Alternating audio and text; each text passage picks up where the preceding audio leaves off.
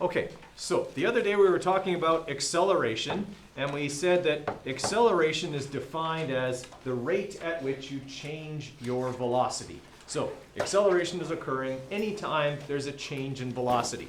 And that means that we can calculate that change in velocity by going final velocity minus initial velocity divided by time, which is sometimes written like this: delta v over delta t. Okay?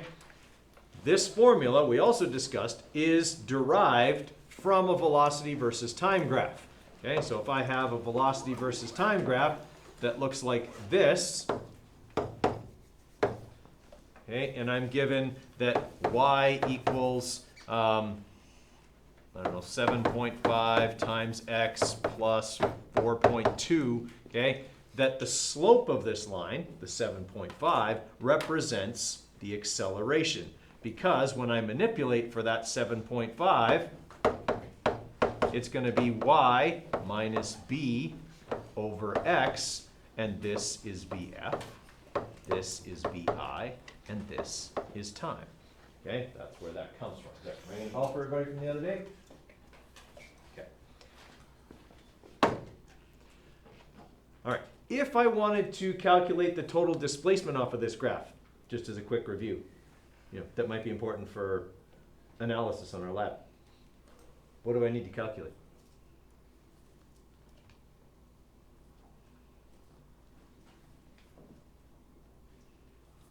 Well, I sure hope somebody remembers, because I told you how to do it yesterday, or day before yesterday. No, it was yesterday. The area between the line and the x-axis. Exactly, the area between the line and the x-axis. That would mean calculating this rectangle and that triangle using whatever your final time was as the base of the box and the base of the triangle, okay, and then calculating what y equals, okay, at that final time, and then subtracting b from that, because that's where that would be, and that would get you the height of the triangle. So things like that, pretty important. Okay, you're definitely going to be asked to do those on a test or quiz. Okay, speaking of tests, your test date for this unit is now on the board and is set as December 20th. Okay, that is the Tuesday of the last week. We may be done the unit before that, but I wanted to make sure we had enough time to get everything finished. Okay, so that's the date it will be. Okay, that's more than 2 weeks' notice. Right? So just make sure that you're starting to get things organized and practicing, and we'll do the unit review same as we usually do. Okay. I thought we got off on the 17th this year. No. Unfortunately, we go right to the 22nd. You know. Yeah, I'm not thrilled about it either. It's the difference between having to come back on like January 2nd or January 9th or whatever it is. Yeah. I don't know. It's above my pay grade. I don't get to make those decisions. Otherwise, I'm with you, 17th. But it's above my pay grade. Okay, so we're looking for, in this question, has everyone got this one written down? Okay, so we're looking for the final velocity of a race car. So what are we looking for? What part of the formula? VF. Okay, so that's our question mark. If it starts at positive 15 meters per second, what did they just give me there? Rana? BI.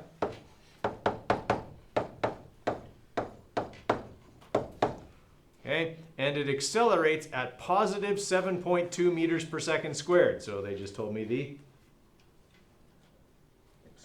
acceleration.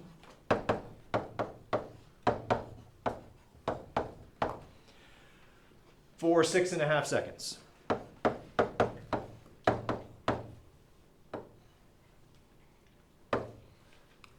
Okay, so those are the things I know. That means I'm going to be using this formula here.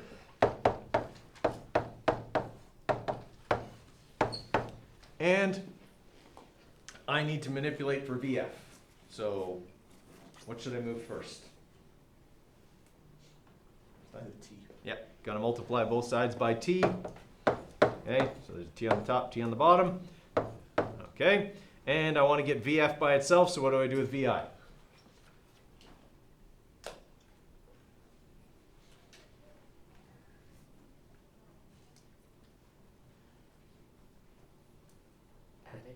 Yeah, add it to the other side. Right now I'm subtracting it. So I'm going to add VI to both sides. That'll make that go away. Okay, so VI plus the change in velocity will equal VF. That makes sense. Okay, so I'm going to have positive 15 plus 6.5 times 7.2.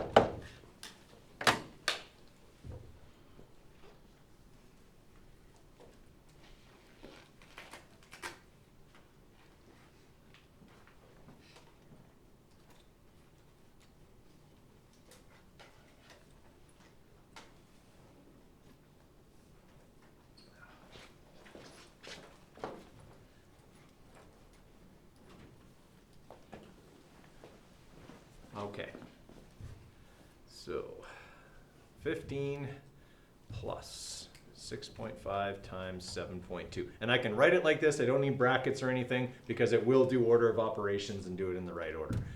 All right, so my final velocity will be positive 61.8 meters per second.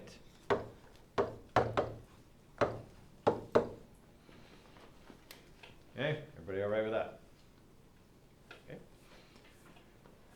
All right, what haven't we solved for yet? We've done 3 manipulations. What's the one thing we haven't solved for?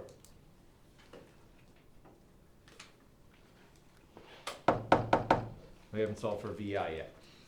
Okay. All right, have you write that one down, okay, and we're going to solve that one here in just a sec.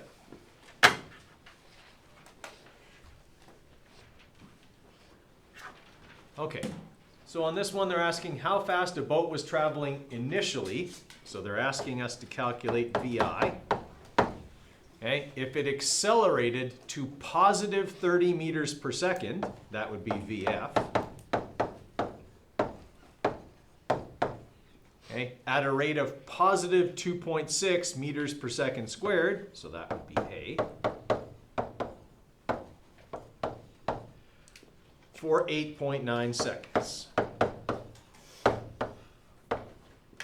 All right, so there's the pieces of information we have, and now we need to solve for VI using this formula. So this is probably the trickiest manipulation of this formula. Okay, so if I want to solve for VI, the first thing I need to move is what's not attached to it. That would be T. So I'm going to multiply both sides by T. Okay, come over here. Then, this is the weird part, I'm going to add VI to the other side. Why am I doing that? I'm supposed to be trying to isolate it. Why am I moving it to the other side by adding it? How many of you were thinking I should just move VF? I thought I should just move VF. And it's fine to move VF, okay? If I move VF though, I subtract it over to the other side. Does that leave this here? It does. And so if I do that, if I go T times A minus VF, I'm solving for negative VI. Okay, which means it's going to come out with the opposite sign it should have on your calculator. So if it's supposed to be positive on your answer, it's going to come out negative on your calculator. If it's supposed to be north, it's going to come out as south. And I find that people get confused with that, myself included. Okay, so what I do is I don't do it this way. I make sure that when I move it, it's positive when I'm solving for it. And that's why I add it to the other side. And when I talk myself through it, it makes more sense when I'm done. Okay, and so here's what I mean by that, because you guys know I talk myself through all the problems. I'm going to add VI to both sides. Okay, so now I have VI plus T times A equals VF. That's not what I'm supposed to be looking for. I'm supposed to be looking for VI.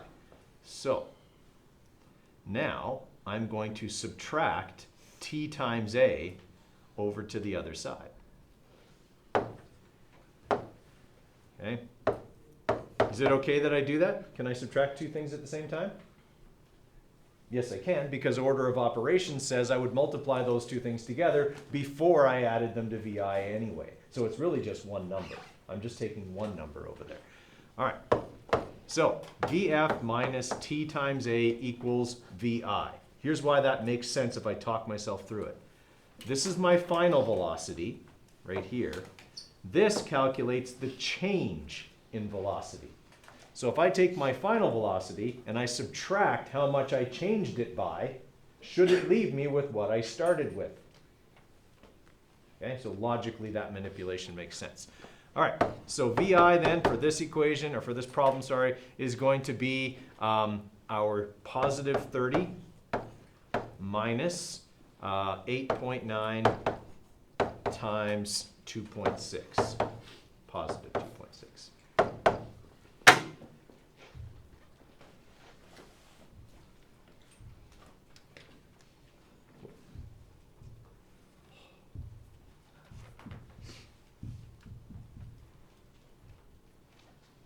Okay, so I'm getting that my initial velocity is 6.86 meters per second, and it's positive.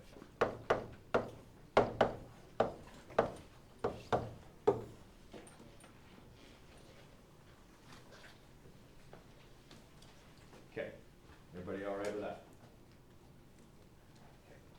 Is acceleration a vector quantity? It is. It has magnitude and direction. Velocity, vector quantity, magnitude and direction. We haven't done a question yet where that really mattered. Everything's been positive so far. Okay.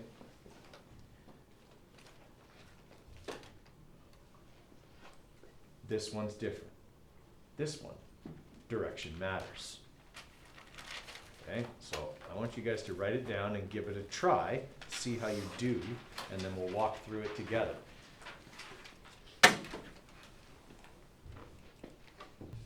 Okay, the most important part of doing this question successfully is identifying up the hill as positive and down the hill as negative. Okay, I have to assign positive and negative values to the direction of up the hill and down the hill, because initially the ball is rolling up the hill, but the entire time it is accelerating down the hill. That's why it ends up going back down. It's that whole expression, what goes up must come down. It's because as soon as you move something upwards, gravity pulls it back downwards. Okay, so the acceleration in this question is 2.1 meters per second squared downhill. Okay, my initial velocity is 4.5 meters per second uphill. Okay, and the time is 3.5 seconds. Okay, everyone with me so far? All right, so I'm looking for VF. So I've got to do my manipulation, okay, and then I can plug in the numbers. So A equals VF minus VI over T. Okay, so I multiply both sides by T. It comes over here. I add VI to both sides. Okay, now I got VI plus T times A equals VF. All right, so VI was positive 4.5 meters per second plus 3.5 seconds times negative 2.1 meters per second squared. That's going to get me my final velocity, which should have that over top. Okay, so when I'm punching all that in, I'm going to have 4.5, okay, plus, and then I'll have 3.5 times negative 2.1. Oh, 0.1.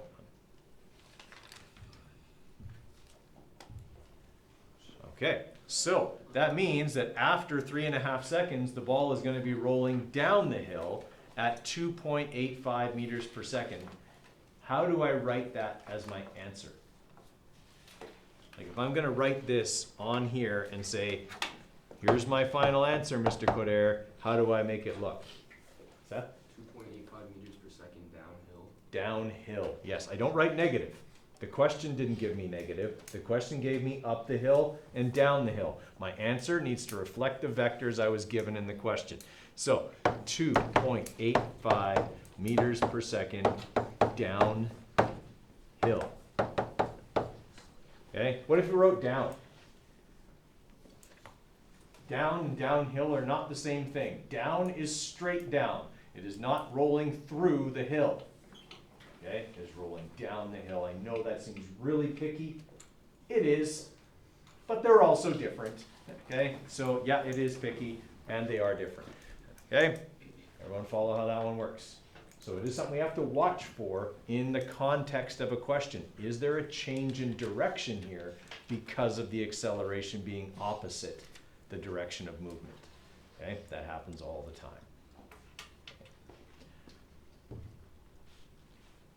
No triangles.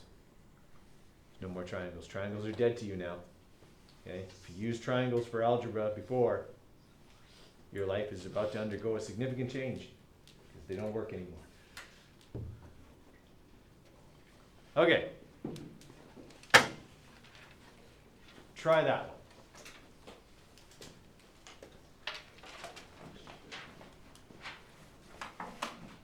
Okay, so let's have a look at this one. So we know that in this one, an object is being thrown up in the air at an unknown velocity. So someone's just doing this, and they're just throwing something up in the air. Okay, it's in the air for 6.5 seconds. Now, once something leaves your hand, once you're done throwing it, okay, and it's now in the air, what's the only force acting on it? Gravity. Okay, which way is gravity pulling it? Down. It's pulling it down when it's moving up. It's pulling it down when it's moving down. That's all gravity can do, is pull down, which means the acceleration of the object, whatever it is always down. And it's always 9.81 meters per second squared, unless you're told otherwise. Okay? That is the average acceleration due to gravity on Earth. Okay? So that's the value that we use. It isn't that number everywhere. It isn't that number here. Okay? But that is the average. Where are you lightest? If you could go anywhere on Earth, where would you go to be the lightest? The equator? Yep, the equator. If you could find the highest altitude at the equator, that would be where you would be the lightest on Earth, because that is where you would be furthest from the Earth's center. Okay? The Earth is actually 26 miles wider at the equator than it is at the poles. It's a little squished. It's not flat, though, because that's crazy. Yeah. That's all right. I can't be nice when it comes to flat Earth, because that's crazy. Okay. All right. So we know that it's thrown upwards in the air. Okay. And we know that it's in the air. The time is 6.5 seconds. Okay. That was given to us in the question. We know the acceleration is 9.81 meters per second squared. Now we can write down because it is straight down. And its final velocity is 2.4 meters per second down.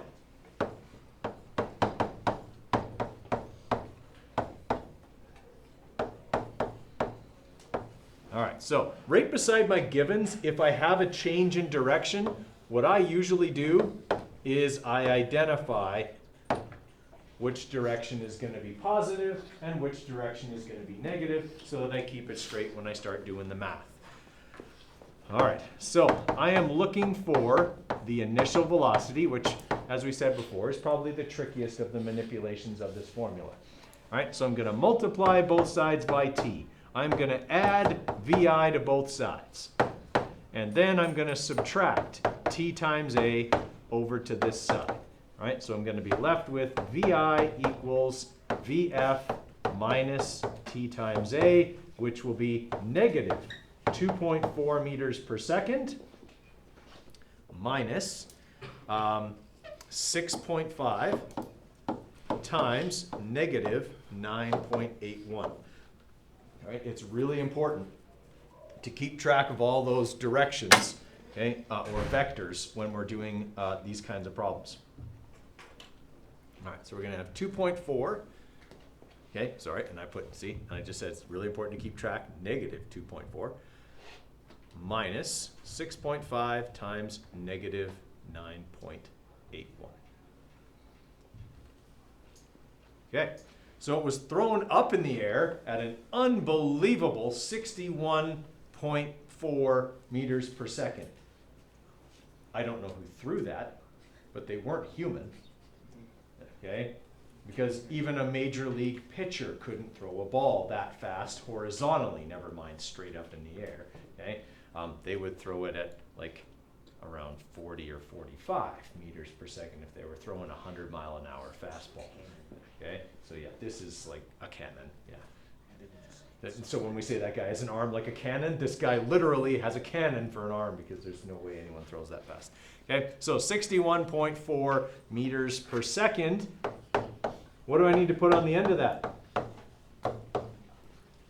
Someone whispered it. Meters per second, square, up. Up, right. Okay, it's a vector quantity, so I gotta put the up on there. Okay, how are we feeling about this stuff? Okay, so there's two things that can make acceleration problems tricky. The algebra, okay, we're a little rusty probably at that. We gotta work on that a little bit, but that'll come. And the context of the question.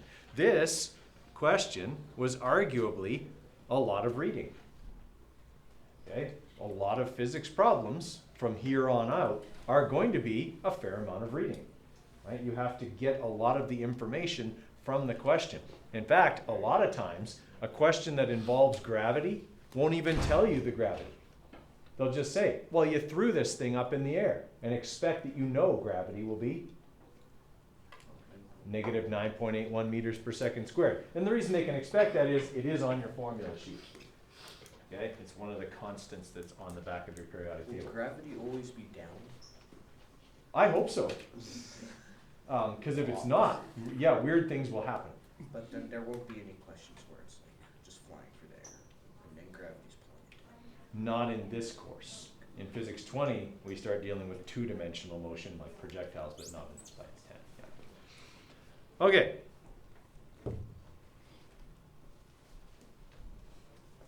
Let's try that one.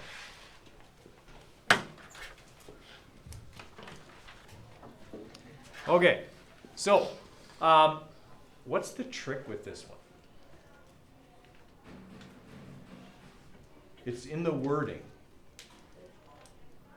Slows. Okay, this plane is slowing down, which means the acceleration is negative. Yeah. Okay, so that's the trick with this one. And here's again where you can kind of check your answer given the context of the question. If you're reading through the question and it says the plane slows down, and then when you're done your math, your final velocity is faster than the initial velocity, you know you did something wrong. Okay? Like I always chuckle sadly, not happily, sadly, when I see that happen, like on a unit exam or something like that, because they'll have all this work and all they will have done wrong is not put the negative in for acceleration. And they'll get this final velocity that's like 240 meters per second, even though the question says the plane slowed down. And I'm just like, oh. Like, you got to look at that and go, I must have done something wrong because my answer doesn't make sense. I'm never going to make a question where your answer doesn't make sense. Okay? So if you look at an answer when you're done, you go, oh, that doesn't fit. That's on you. Okay? You didn't do something right. Fix it. Okay? Figure out where you went wrong. Okay? That should be a red flag that says something didn't go right in this question. All right. So we know the initial velocity. Okay? It's going to be supposed to be an equal sign positive, getting ahead of myself, 200 meters per second. It's a 15-second interval, and we know that it is slowing at 6.5 meters per second squared. So I'm just going to put the negative in there because they really didn't tell me forwards or backwards or anything like that. In this question, can my final vector be positive or negative? Yes, I don't have to write forward or backward. That's not what the question gave me. All right, so I'm looking for VF. All right, so A equals VF minus VI over T. So we're going to multiply both sides by T. We're going to add VI to both sides. Okay, so VF will be then 200 plus 15 times negative 6.5.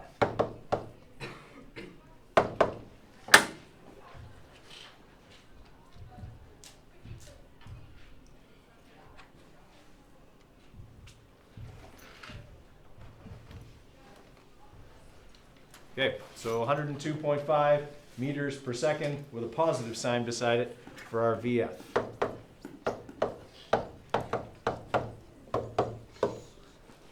Okay, that's a pretty reasonable acceleration problem. Like, I would totally give one like that on a unit exam, okay, as an acceleration problem. Okay? It's not like wickedly difficult, but it's got a context trick. It's got, you know, some vector stuff related to it. Okay? Certainly it would be a fair question to see on a unit exam. Okay, try that one. This one's also, there's been one like this on a unit exam before.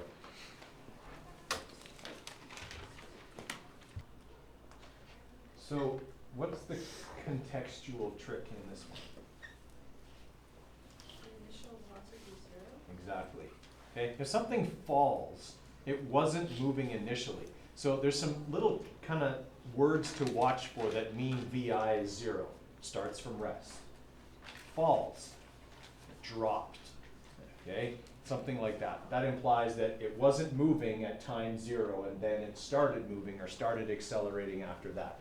Okay, so kind of be on the lookout for those. That's a contextual clue that VI is 0. Okay, I actually had a question on a unit exam a few years ago about a person getting a bad news text and throwing their phone vertically downward off a building.